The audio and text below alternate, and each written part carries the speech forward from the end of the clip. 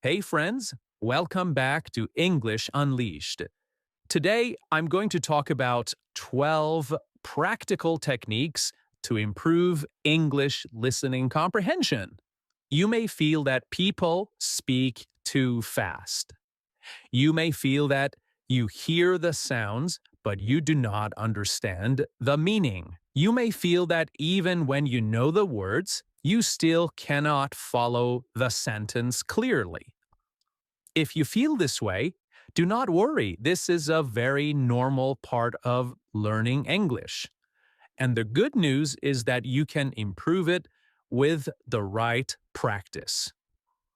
Listening comprehension is not only about hearing words, it is about understanding meaning. It is about catching ideas. It is about catching feelings, tone, and intention. Sometimes you hear every word, but you still do not understand the message. Sometimes you miss a few words, but you still understand the whole idea. This is because good listening is not only about vocabulary. It is also about attention, prediction, context, speed, and practice. Okay, let's begin with the first important idea. You should listen to English that is just a little above your level. This is one of the best things you can do. If the audio is too easy, you do not grow very much. If the audio is too difficult, you feel tired, you feel confused and frustrated. But if the audio is a little challenging, your brain starts working in the right way. For example, imagine you are an A2 learner, that is, beginning level learner. If you listen to a fast interview full of slang, jokes, and difficult expressions, you may understand almost nothing. After a few minutes, you may want to stop. But if you listen to a clear podcast for learners where the speaker talks naturally but not too fast, your brain can follow the message. You may not understand every word, but you can still stay with the topic. That is where progress happens. This means you should not choose listening material only because it is popular. Choose it because it is useful for your level. A slow podcast, a simple story, a short dialogue, or a clear YouTube lesson can help you much more than a difficult movie scene that leaves you lost. The goal is not to impress yourself. The goal is to train yourself. Now, the second technique is very simple, but very powerful. Listen to the same audio more than one time. Many learners listen once, do not understand much, and then move on. This is not always helpful. Repetition gives your brain a second chance, then a third chance. And sometimes that is exactly what you need. On the first listen, just try to catch the general idea. Ask yourself, what is this about?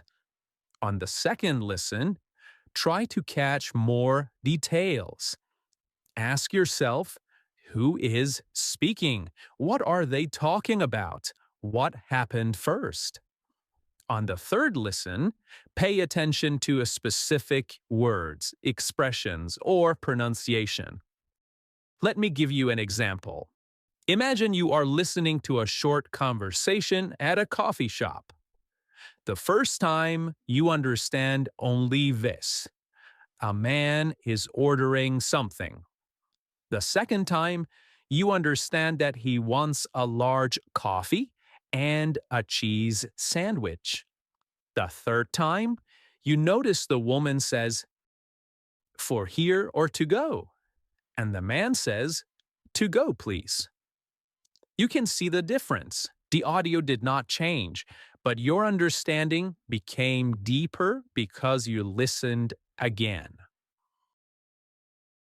Now, the third technique is to listen with a clear purpose. Do not press play and just hope for the best. Give your listening a job. Give your mind a question. When you listen with purpose, you focus better. For example, before listening, you can ask yourself one simple question. What is the main topic? Or you can ask, what problem are they discussing? Or what decision did they make at the end? These small questions guide your attention. Imagine you're listening to two friends talking. Before you listen, you decide to focus on one thing only. You ask, why is one friend upset? Now your mind is active. You're not listening in a passive way. You are listening like a detective. This makes comprehension stronger. And this is what we do in real life. The fourth technique is to stop trying to understand every single word. This is a very common problem. Many learners think good listening means understanding 100% of the words. Well, that is ideal, but real speaking does not work like that. Even in your own language, you do not always catch every single word. You understand the message because your brain uses context. Your brain has a purpose. If you get stuck on one unknown word, you may miss the next 5 seconds. Then you lose the whole sentence. So it is better to keep moving and stay with the general meaning. For example, you hear this sentence. I was running late, so I grabbed a bite before the meeting. Maybe you do not know the expression grabbed a bite. But if you know the person was late and there was a meeting, you can guess that it probably means they ate something quickly. You do not need to stop the audio and panic. You can continue listening and let context help you. Okay? All right. The fifth technique is to build your knowledge of connected speech. This is one reason real English sounds difficult. Native speakers often do not say every word separately. Words connect, sounds change, some sounds become weaker, and some sounds become stronger. This is normal spoken English. For example, what are you going to do may sound more like, what are you gonna do? This can sound like a completely different sentence, but it is the same sentence in fast, natural speak. Another example is, did you eat yet? In natural speech, it may sound like, did you eat yet? If you only study textbook pronunciation, real conversation can feel shocking. That is why you should spend time noticing how spoken English really sounds. You do not need to become an expert in phonetics, but you should learn to notice common patterns. Want to often sounds like wanna. Going to often sounds like gonna. When you become familiar with these patterns, listening becomes easier. All right, number 6. This technique is easy. This technique is to use short audio, not only long audio. Many learners think they need long listening practice every day. But short listening can be extremely useful, especially when you study carefully. A 1-minute clip can teach you a lot if you use it well. For example, you can take a short dialogue from a podcast. First, listen once for the main idea. Then, listen again and write down what words you hear. Then, check the transcript if you have one. Then, listen one more time and notice what you missed. This kind of careful listening can train your ears very effectively. Short audio is also easier to repeat. You can listen to the same 1-minute clip 5 times without feeling tired. This gives you focused practice. It also helps you notice patterns that disappear in longer material. The 7th technique is to use transcripts in the right way. A transcript is the written version of the audio. It can be very helpful, but only if you use it wisely. Some learners read the whole transcript before listening. Then they are not really training their ears. They are depending too much on reading. A better method is this. First, listen without the transcript. Try to understand as much as you can. Then listen again if needed. After that, open the transcript and compare it with what you heard. This is where real learning happens. You start to see the gap between what was said and what you thought was said. For example, maybe you heard, "I would like a room for 2 nights." But the speaker actually said, "I'd like a room for 2 nights." The meaning is the same, but the spoken form was shorter and faster. I would, I'd, okay? I'd like a room for 2 nights instead of I would like a room for 2 nights. This helps you understand real speech more clearly the next time. Transcripts are also useful for noticing small words that often disappear in fast listening. Words like to, of, have, and was are often weak in spoken English. You may not hear them clearly at first, but when you check the transcript, you begin to notice them more. All right, now we move on to the next technique. Listen every day, even for a short time. Daily contact with English is more powerful than one long session once a week. Your ears need regular practice. Your brain needs regular exposure. Listening is like training a muscle. Small daily work is better than occasional heavy work. Okay? For example, 15 minutes every day can change your listening much more than 2 hours every Sunday. Daily listening keeps English alive in your mind. It helps you stay familiar with the sounds, rhythm, and the common expressions of the language. You can listen while drinking coffee. You can listen while walking, cooking, or getting ready in the morning. The important thing is consistency. A little every day is better than a lot once in a while.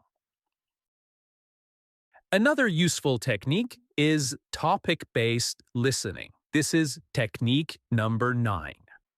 This means you listen to many audios about the same subject for a few days or even a week. This helps because listening becomes easier when the topic is familiar. Your brain starts learning the vocabulary, expressions, and ideas connected to that topic. For example, if you spend 1 week listening only to content about travel, you will hear words like flight, passport, hotel, suitcase, booking, delay, ticket, check-in, and boarding gate again and again. At first, some of these words may feel difficult, unfamiliar, but after a few days, they become familiar. Then your listening becomes faster and smoother. The same thing can happen with topics like food, work, health, studying, shopping, or daily routines. When you stay with one topic for a while, you give your brain a chance to build a strong word network. Then, when you hear those words again, you understand them much more quickly. This is much better than listening to completely random topics every day. Random listening can still help, but topic-based listening often gives you deeper progress because it builds familiarity and confidence. Okay, let's move on to the next technique. Number 10. Listen for keywords, not only full sentences.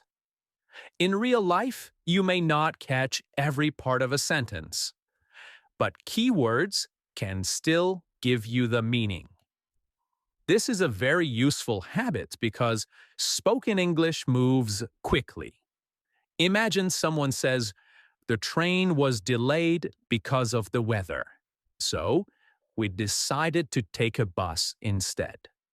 Maybe you do not catch every word, but you still hear train, delayed, weather, bus. These keywords already tell you a lot. You can understand that there was a problem with the train and they changed their plan. This is how many strong listeners work.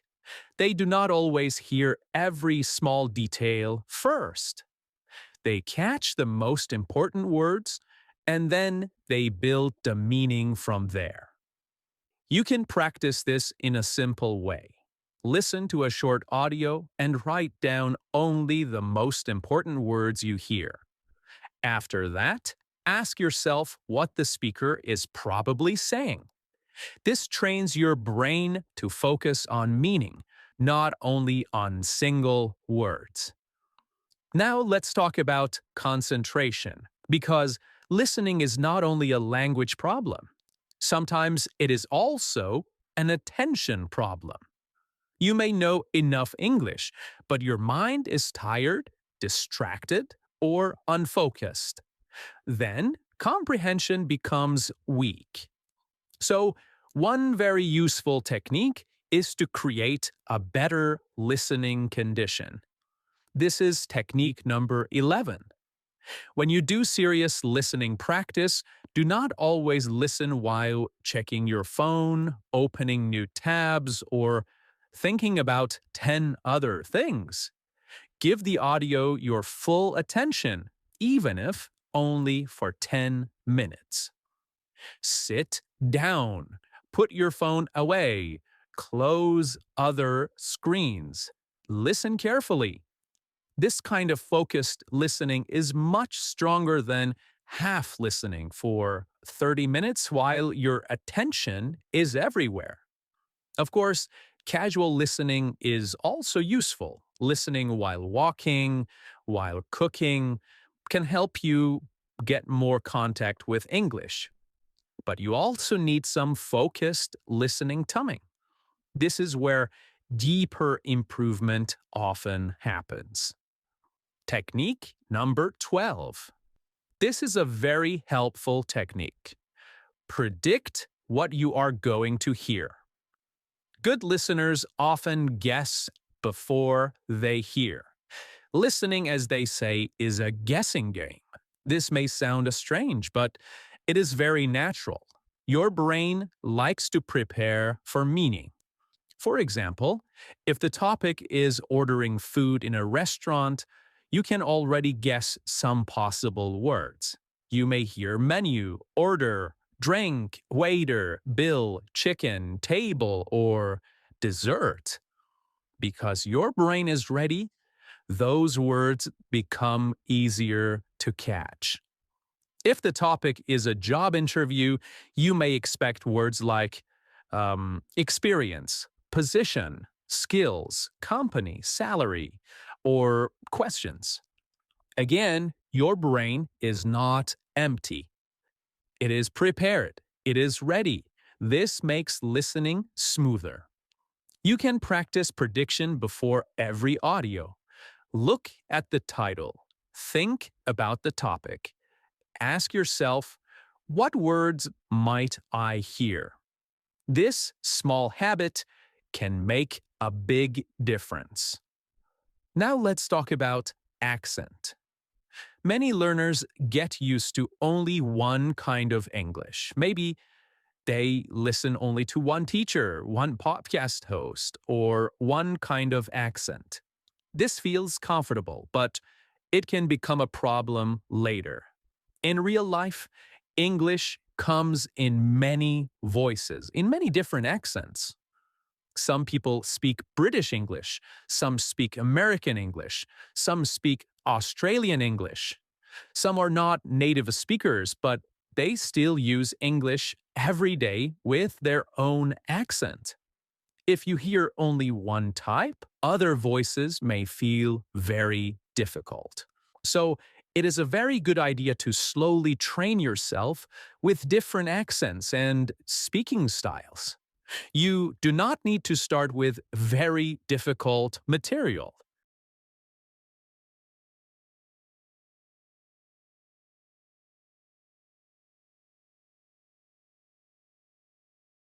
International speaker who uses clear English.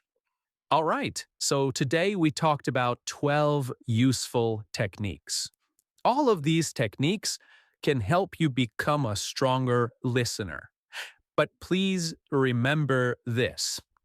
Listening comprehension